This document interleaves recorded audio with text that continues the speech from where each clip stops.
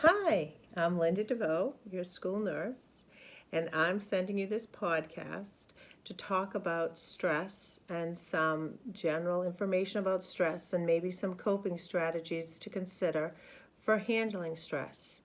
If there was ever a year to discuss stress, I think 2020 and 2021 with the pandemic is certainly it. It has been a challenging time for everyone and certainly a time that has tested our perseverance and resilience and flexibility, particularly working within a school. It's been challenging to be able to pivot between virtual kids, students working at home, and then those students working in the classroom, and sometimes to simultaneously having to engage with both of these groups has not been an easy process.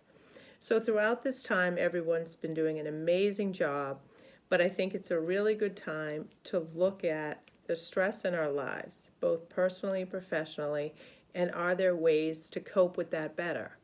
Because stress is not going to go away. Even when the pandemic goes away, hopefully soon, we are still going to have stress in our lives. And sometimes stress is not as bad as the word, connotates. Sometimes stress helps us to get an assignment done, to get a project completed. We get that boost of energy to try to get something completed by a deadline. But prolonged stress is not good for our bodies or our mind. So it's good to have a better understanding of stress in order to enhance our coping skills. So, in looking at stress and how it impacts our lives, there are two drives that control our two primary drives that control our emotional life. The fear response system, that would be like the fight or flight response that goes back to medieval times when someone was being attacked by a predator and they had to literally run the flight to get away from someone who was threatening their lives. So that fight or flight, we still have those hormones that get released when our body kicks into that kind of mode. And we don't want those hormones to be released for extended periods of times in our bodies, because then that's not good for our body. So that fear response is when our body kind of gets into that kind of mindset. The second drive is the calm and connection system.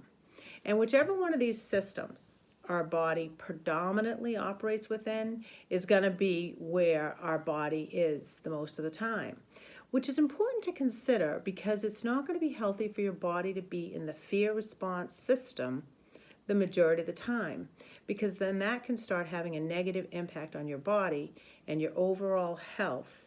So you don't want that. So in looking at stress and how to manage it, it's a two-tiered approach. First, it's reducing the fear response. Secondly, it's cultivating calm and connection response. So to reduce the fear response, we have to have a better understanding of what is causing our stress.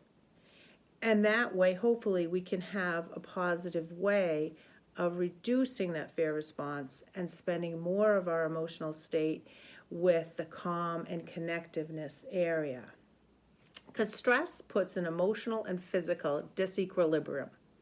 Our body's not in equilibrium. Something is off. So we need to try to get back to an equilibrium, which is going to be better for our overall health and our emotional and physical state. So to do this, one of the strategies is identifying emotional triggers.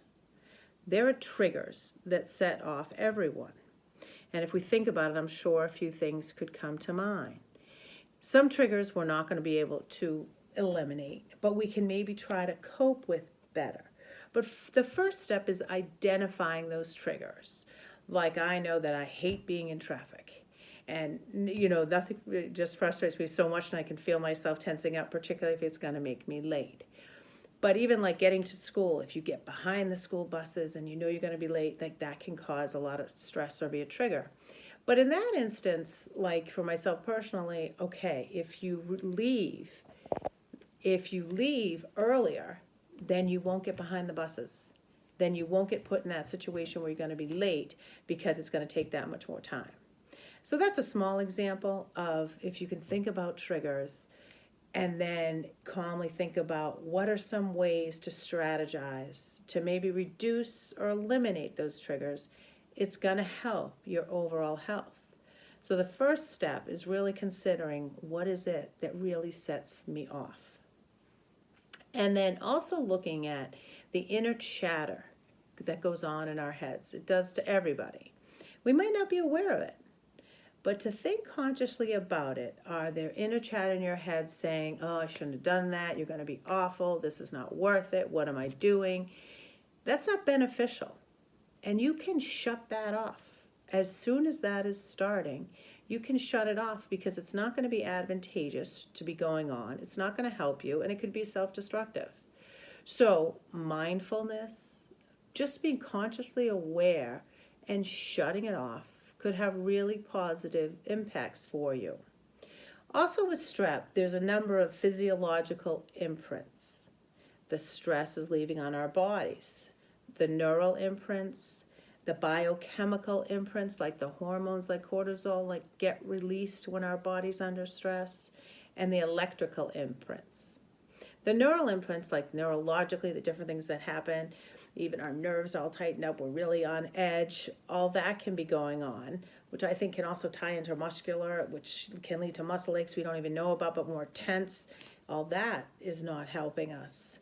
Biochemically, when cortisol and adrenaline get released, that can be good for a short period of time, but cortisol over a longer period of time can have really negative consequences on our physical health. So we don't want that being released for a prolonged period of time. And electrical imprints really ties into the cardiac system. And you often hear of people who are under a lot of stress and end up having a heart attack. So those are areas that stress directly affects our physiological system and can be really quite debilitating. There's some areas that happen that we don't necessarily, with our bodies that we don't always think are directly tied to stress. Stress obviously can impact our whole immune system, how our body fights off, bacteria and flus and negative things. And those hormones like cortisol and adrenaline that can get released in excess, that can kind of suppress our immune system, and that's very negative. And other areas that we might not realize that could be stress could be like people that grind their teeth at night and they don't realize that that's related to stress. And some people don't even realize they're grinding their teeth, and it might take going to a dentist, and the dentist is saying your teeth are getting cracked. This might be related to grinding your teeth, and that might be the first time that you're made aware of it. Or hair can almost fray or be thinning out, and that can be tied into stress. And there's a number of GI components that can be tied into stress, like a slower motility, that can be tied into stress, as well as like an upset stomach that some people think is GERD or other GI issues, and sometimes the underlying cause is due to stress or prolonged stress. So there's so many areas in your life that connect with the physical, body systems that really the underlying source can be stress, which is why it's really good to take a look at what is stress doing in your life and what could be causing you stress. As far as looking at the emotional aspects of our lives and the connection with stress, it's good to be fully present, connected, and that helps us be more grounded. And it's not always easy to do those things because we're distracted by so much. And, there's so many things we're trying to do that we're just plowing through, and we're not really living in the moment and thinking about being fully present with the student we're talking to or the person we're talking to, and really absorbing what is happening in that moment and making a connection, and therefore helping us be more grounded. And remember, we want to spend less time in the fear response and more time in the calm and connected response within our body systems. So helping us to do this, as we've mentioned a little bit, is mindful awareness. which there's so many good mindful programs, and I know we've talked about them in this school before, and they can really be helpful. And even as basic as to recognize and release. If there's a negative component in our life, to recognize that and to try to consciously release it. Just let it go. That can really help ourselves. And that clears us more for heartfelt engagement. It's hard to really have heartfelt engagement if we're still having a lot of negativity kind of occupying our brain, and it's very distracting and reduces our amount of true heartfelt engagement. So we want to be able to recognize what's going on, release any of the negative areas we can, replace it with positivity and rest. That's going to help us calm and be grounded and be more in the more beneficial, positive area of our lives we want to be. Another coping strategy in stressful situations we can do is learning to pause. If there's something going on that's really accelerating our stress levels, our frustration, if we consciously pause, it could really be beneficial. The pause could be temporary. It's something that we're going to have to address at a later time, but the trajectory is not on a good route right now, so let's just pause and get back to it, put it on the back burner. If we could pause and release, that's a good thing too, but a lot of times it just has to be more of a temporary pause and then get back to it.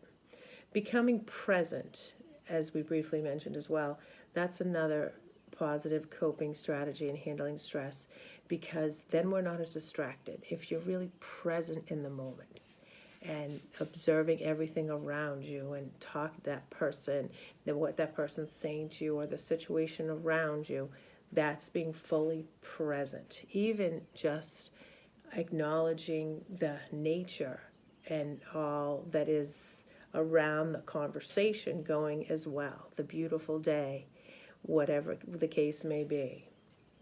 So we can release through writing and through our body and our mind and our body. So there's a lot of ways that we can help our bodies and our mind release the negative energy and release the stress. First, we have to recognize it, and then we can try to find some of these strategies to release it. And a lot of people, like by journaling or by doodling or by drawing, that's a good stress releaser, and that brings, positivity to someone. Micro moments of connection are a valuable source of finding moments of intentional and heartfelt connection throughout the day. And they don't necessarily have to be complex, and they don't have to take a lot of time. Finding these micro moments could be petting a dog, be it your dog or a dog that you find, or some schools even have dogs now. Our high school has a dog now. Just petting the dog is going to set off some positive endorphins and is going to cause relaxation. Appreciating the beauty around you, a sunset, the birds, just a beautiful day, that releases positive hormones from our bodies and naturally helps us feel better. And we don't always notice what's around us, particularly if we're stressed out. So when we do that, it's going to make a positive difference for us. When we're deepening our engagement, that positive connection with people and engagement, if we do it with gratitude, empathy, compassion, and hope, it's going to be very helpful. Naturally, by being gratitude, again, puts us in a better place, releases positive endorphins, and shifts our mindset to the positive things in our life. A gratitude journal is beneficial. Some people just like to wake up every day and say a couple of things they're grateful for. Starts the day in a good measure, because there's always, always things to be grateful for. One of my favorite stories is one of my good friends when we all had real small kids, and she was telling me, I'm so grateful I have all this laundry to do.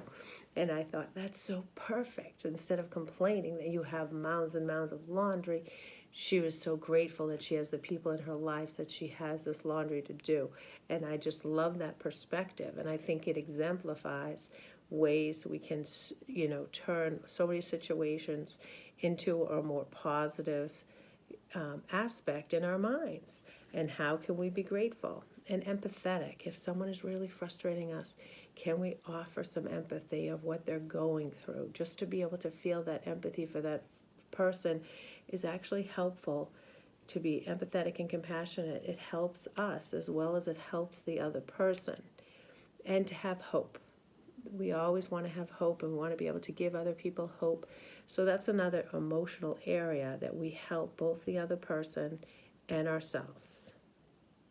And looking at these points, gratitude, empathy, compassion, and hope, can help us deal with our stress better.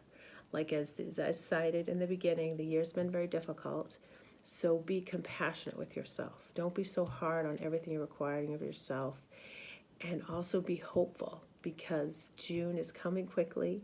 The year is going to come to an end, and then people can close it in a positive way with everything that they've learned and look forward to a year in the future that's not going to be as crazy. But I hope some of these strategies have been helpful, and I'm going to be sending some additional information on the school website for people to follow up with additional readings that support some of these points as well as many others. Have a terrific day.